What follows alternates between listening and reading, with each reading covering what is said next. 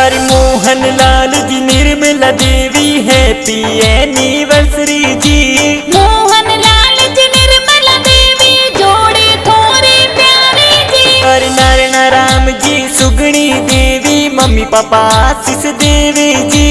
गणपत राम हुक्मा राम भाई विश करावे जी। अरे टीबू चननी खुशबू बैना एनिवर्सरी विश करावी जी। पन्नी देवी भाभी सातो एनिवर्सरी गिफ्ट लावे जी। अरे तरुण वर्षा भतीजी भतीजी केक थोन खिलावे जी। गाँव कारके में बर्थडे मनावो जाते ले बना जापत जी।